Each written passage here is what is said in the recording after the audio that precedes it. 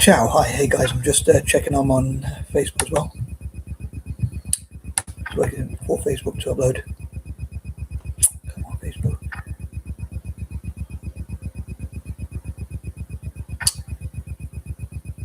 My God.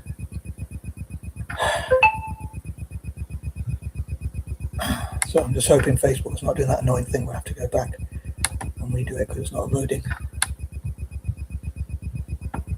Oh God, what a...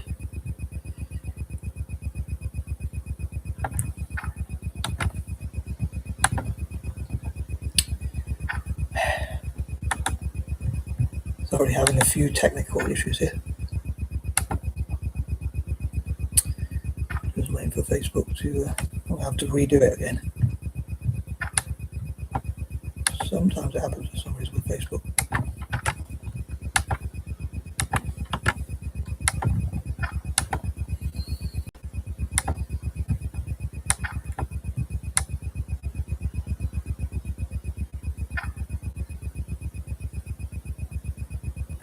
Come on.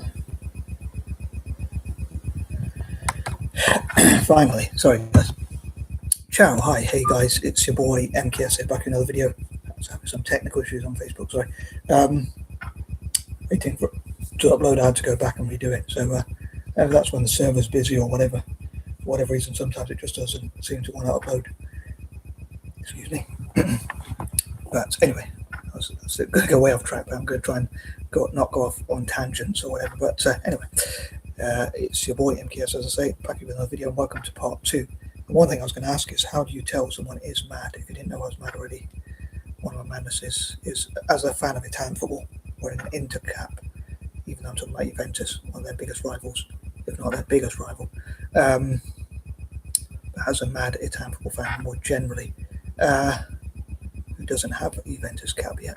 But anyway, not sure if I will soon, but you never know. Well, maybe for my birthday or something. But anyway, sorry, try and get to the point. Yeah, it's one of my madnesses. I wonder, as they say, what comes first, the chicken? What came first, the chicken or the egg? I.e., in this case, am I mad because I'm an Italian football fan, or was I mad before and therefore I'm a mad Italian football fan more generally? If that makes sense. Anyway, these are pointers number 11 to 20. A bit behind schedule. I was trying to avoid going to sleep too much and avoid distractions like watching YouTube and that kind of thing. Watching rather than creating, if you like. But, I'm glad if you're watching, anyone out there, I appreciate that. Yeah, I'm just trying to be more appreciative anyway as well. As I said in part 1, my mental health was struggling, or sometimes still struggle every now and then. I suppose I suffer from bouts of depression, anxiety and things like that. But anyway, getting to the point, sorry, I'll try to get to the point. Getting to the point, or trying to. Here goes. So point number 11. I was saying one thing I'd love to change about Italian football, as well as, well, one thing is to make it more attacking. But in these videos, thinking about Juventus, and I talked about how I'd like for them to learn. I suppose the whole topic of the video is, or these videos, is about a list of one of my usual lists, but in this case of them making changes and that kind of thing, seeing what they can learn from other clubs and from their own history, like how to avoid corruption and that kind of thing, and even tackle corruption, work with FIFA and UEFA to tackle corruption and that kind of thing. And I suppose it shows the old saying, cheaters never win. I'm sure you've heard of that saying. Like that, because Juventus were involved in the Calciopoli scandal, where apparently they paid referees to get favourable decisions. The irony is that actually set them back massively, because they got demoted and had to go back up the leagues and things like that. But I was thinking it would be quite interesting if that happened to Rangers, the Rankers I call them, because it would be the complete opposite feeling for me, because it would mean that instead of it happening to a team I love and to Italian football, it would happen to the Rankers instead. I mean, you could argue they got what they deserve, but I suppose one thing I talked about, thinking about the number 11 as well, and how I think of it like changes. In fact, that's one of the reasons, or the main reason why I'm covering this today, because it's the 11th and it's in January as well. It's January and 11th. So thinking about changes and Juventus, which starts with J, just like January, using my alliterations. But I'd love for them to find new ways to attract investment and sponsorship which will be used in their case, hopefully, to build more academies for the youth. I dream that Juventus will do that. And talking about changes, I'll say I'd love to see how they could develop more younger players. And in Italian football more generally, I'd love to see at least three under 21 players in all senior games, and like even park football and that kind of thing, to see what younger people can learn from older people, what older Italians, let's say, can teach younger people about football, and also improving diets and thinking about other things that could change. But yeah, I'd love to see Juventus contributing to the national team by helping them to produce the best possible players, preferably the best players in the world. I'd love to see that, and I'd love to go to Italy and get involved in coaching, including with Juventus, and sharing my ideas with neurodiverse people, Anglo-Indians and other Eurasians as well, and other groups, to talk about what we could do to improve Italian football, and hope to give back to those who support, let's say in this case, youth development in Italian football. Number 12, there was something I forgot to mention in part 1, but I hope to, in point number 3 or 4, but I hope to include that in point number 21 in part 3. But yeah, I'd love to see how Italian football could, yes, keep good defenders, but at the same time develop more attacking players as well. And I love for Juventus, as I say, and Italian football team generally to see what they could do to encourage more attacking football and develop good young players and that kind of thing. But also make sure they keep good defence as well. So maybe being strong in all possible positions. I would say, like having strong goalkeepers, defenders, midfielders, and strikers. I'd love to see Juventus, especially, and Italian football more generally, produce those great players and maybe work with its diaspora and that kind of thing. I know they have like the Juventus World Cup where they invite people from all around the world, but I'm more thinking of like how it could benefit the national team as well, especially in the future, but preferably ASAP and for as long as possible. So looking at how the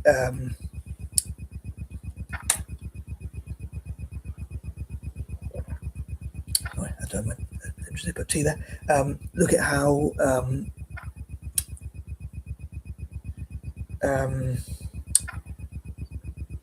they could develop good players, let's say, for the national team, and what they could learn from those from overseas, as well as Italians, like coaching people, going into schools, like former footballers going into schools and talking to people, doing assemblies and things like that, talking to younger people, and being role models, like talking about tackling knife crime and crime generally through football. And on that note, like thinking about Juventus and juvenile and that kind of thing, helping to prevent juvenile delinquency or whatever you want to call it, i.e. prevent young people getting involved in crime and criminality and that kind of thing. Moving on, number 13, I know I say it's a selfish thing, I support Italian football from a selfish point of view, just I think I look Italian, and it's a sort of nostalgic thing from when I was younger. But I'd love to fundraise, and I know it's a bit selfish, and it's a selfish, guilty pleasure, if I'm honest.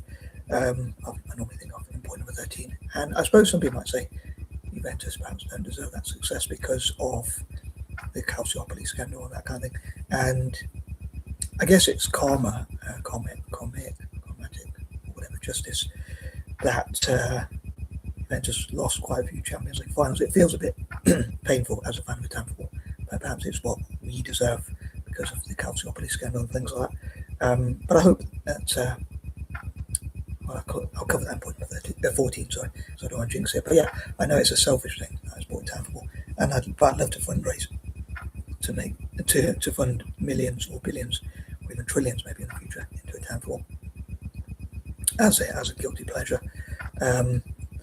So from a selfish point of view, which I'm hoping to cover in January, but I'd love to, like I talked before about like how I'd love to, and I'm trying to wait till November to cover like neurodiverse groups or whatever, as I've mentioned recently, but I would love for like neurodivergent millionaires or even billionaires network or even trillionaires network in the future, and similar with dyslexics specifically, and ADHDers, autistics, or ADHDers maybe even, and groups like that to fund Italian football, like if there were millionaires or even billionaires, or trillionaire networks in the future, investing in Italian football. But I'd love for them to get all possible legal sources of funding. So I'd love to see how we could encourage potential investors and sponsors, even like the Arabs, or investors from all over the world generally, to like people from Qatar, Dubai, Abu Dhabi, Saudi Arabia, and all over Arabian nations and wealthy places generally, funding like soccer pitches, or whatever you call them, academies and that kind of thing across Italy, and especially in Turin, and especially for Juventus, to have them all over the world, but especially in Italy, and probably particularly in Turin where they're based. Number 14. There was a point I was going to mention in point number 13. I completely forgot it, so I'm trying to remember. But I think what I was going to say is like about solving those problems. Like I say, like how Juventus and Italian football generally, especially Juventus, which I think would be very ironic, but a fitting irony, if that's the right way of putting it, for Juventus to tackle and boot out match fixing and corruption and that kind of thing. Number 15. One thing I just thought about recently, just now. I think I was looking at this bag near me, and I thought of products and merchandise, obviously being short for merchandise, which Juventus could make or create or have made for them and be involved in. So like black and white products and companies and things like that, companies that sell things in black and white, could also fundraise, like maybe give a percentage of the profits, like 10% of the profit or whatever, or some could be specially made for Juventus, and made by Juventus, maybe saying black and white Juve and that kind of thing. So seeing what they could sell, like merchandise and all that kind of thing, to attract money into the club, which again I hope will be used to provide youth development. And I hope that Serie A teams and Italian football generally comes together to share ideas on improving the youth development for the future. So, for instance, the FIGC, the Italian FA, could work with Serie A clubs, including Juventus and others, especially Juventus, hopefully, and say like, please, would you play at least 3 under 21 players? I'd love to see Italian football pay the least amount of taxes possible, preferably 0. I don't want to do that for some reason, but preferably 0 taxes, and even offer all possible tax what's the word? I can't think of the word I'm looking for. Exemptions and incentives. Sorry, that's what I'm looking for. Incentives for investing into Italian football, sponsoring and that kind of thing, and also access to markets, really, that kind of thing. And in Juventus's case, specifically for youth development, as I say, to provide youth facilities. I'd love for the club to donate at least, invest 10% of its funds into youth development as well, so like the academies. Although I'd love for that with Italian football generally, but again, I hope loads of sponsors will support, similar as I love for Celtic as well. But I'd love for them to look into how to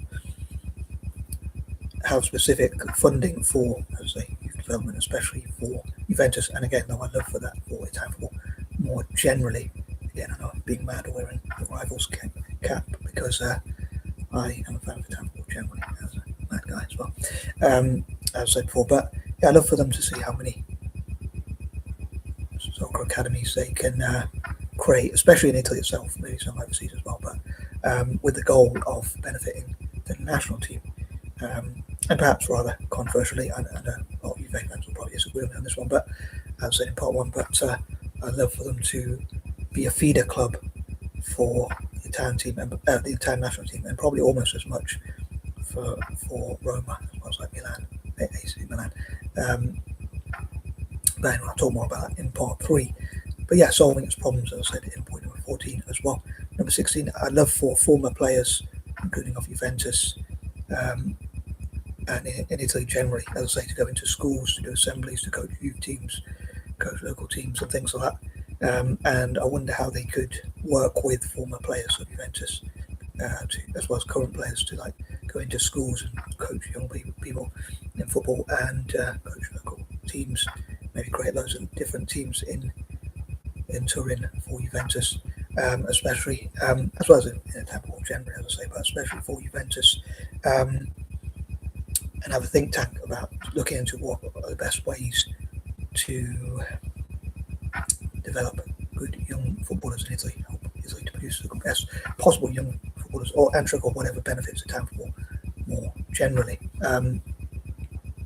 and including former players from overseas as well, might be involved in possibly becoming managers, coaches, coaching staff, directors of football, dietitians, or whatever, to see what can be done to improve Italian teams like Juventus. Number 17. So yeah, in my imagination, I'd love to see it, as I said before, again in part 1, and I've said in other videos, and I'll probably say quite a few in January, as well as in June and July, hopefully, and possibly a bit in March as well, because Italy's unification day is in March the 17th, same as St. Patrick's Day. But I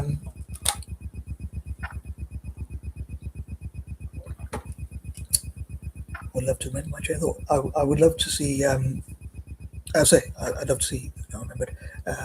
Again, I know I mentioned this before, but I'd love to see Italy produce the next, especially Juventus, produce the next Messi, Ronaldo, the two Ronnies, as I call them. There used to be a sketch show here in Britain called The Two Ronnies, so I think of that as well, like Ronaldo's Ronnie as a nickname for Ronaldo. But having the best, I hope that Juventus would have the best youth academies in the world and produce some of the best players in the world, as say the next Messi, the next Ronaldo, the next two Ronnies, the two Ronaldos, R9 and the Portuguese version, the next Maradona, Pele, Kante, and so many great players, including like great goalkeepers, defenders, midfielders, strikers, and basically players in all possible positions on the right wing, left wing, centre backs, right backs, left backs, obviously wing backs, wingers, centre mids, strikers, and whatnot, the best possible goalkeepers and whatnot. And number 18, I talked in part 1 as well about how I'd love for them to support diversity, and again work with FIFA and UEFA to say like we want to look at how we can represent like black and white, Jews, Juventus, like tackling anti-Semitism, but also tackling prejudice generally, like Islamophobia and things like that, and all sorts of prejudices and things like that, and look how to bring people together. But building bridges through football, getting young people out of crime through football, solving lots of problems, especially for the youth through football, bringing different people from different backgrounds together, seeing what they have in common, building bridges, building peace projects and things like that, and loads of great stuff like that. And number 19, also talking about youth empowerment as well. I know I want to support Juventus and Italian football more generally, especially, and Celtic to an extent, but especially Italian football and in particular Juventus and the national team, to see what they can contribute to the national team. But also, in terms of charitable work, I would love to see a Juventus Foundation that helps children in developing nations in terms of robotics, AI, app development, and things like that. And number 20, also in STEM generally. And on that hopefully positive note, I'm out.